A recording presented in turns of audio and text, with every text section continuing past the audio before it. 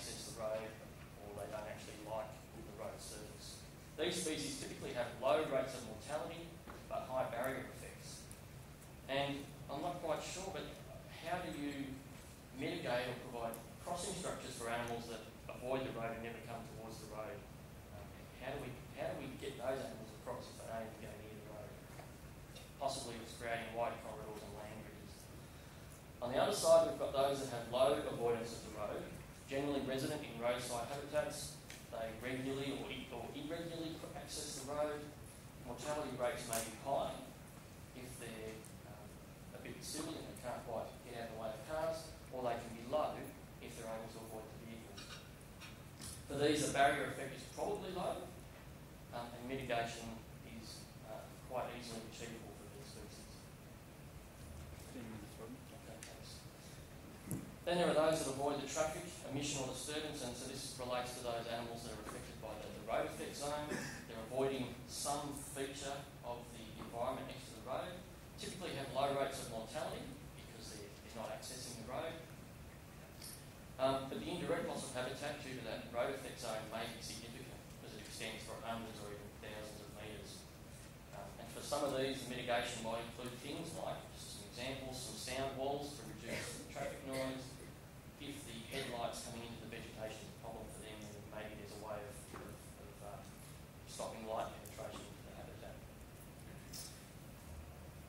The ability or inability to avoid vehicles is basically related to their ecology or biology of the species, how fast they can move, whether they can see things from a distance, whether they've had a near miss with a car and realise that it's a dangerous thing.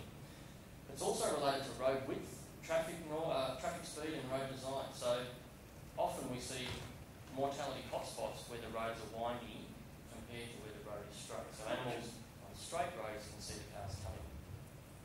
Their ability or inability to avoid vehicles affects both the mortality rate and the size of the barrier effect for those species. And mitigation is possible, basically by preventing access to the road. And there's also a recent study that demonstrates the link between obesity and vehicle avoidance. Then there are those that are attracted to the road surface, and these are the species that obtain some resource from the roadside. It could be food, it could be water. And then depending on their ability to avoid vehicles, and the example here of the crow and the wedge-tailed eagle, the crows are much easier and quicker at lifting off the ground than a wedgie, so the mortality rate will vary depending on the species. So the barrier effect can be either high or low for these individuals, for these species. So we've got a few of the pieces of the puzzle in place. We know some of the effects of roads and traffic and other linear infrastructure, but there's still a few missing. And I think we need to keep working on those missing pieces to try and fit them back into the puzzle. And so I guess the conclusions, the take-home messages today are that the road effects are numerous and diverse, and that's not a new profound statement this morning. I'm sure many of you are aware of that. Road effects are typically negative and they're potentially significant. So they may result in local extinctions if these effects are large enough or continue for a long enough time. But we need to understand the response of the species of wildlife that we're interested in trying to mitigate for. And once we've understood that response, we can then go about designing mitigation measures that are relevant for that species. And for that, we really need some more research and experimentation specific to those species that we're interested in.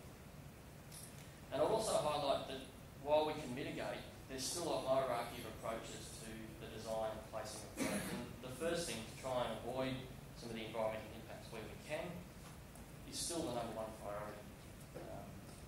If we can't avoid sensitive habitats, then there's approaches to try and minimise the effect. If we can't minimise it enough, then we can look at mitigation. And if we can't mitigate for some reason, there's options to offset. And finally, we've been discussing over morning tea about the effects of kangaroos and their ability to knock down fences. And I just put that in there to remind us that there are other animals out there that are also difficult to control. And it's also a great photo. Thank you very much.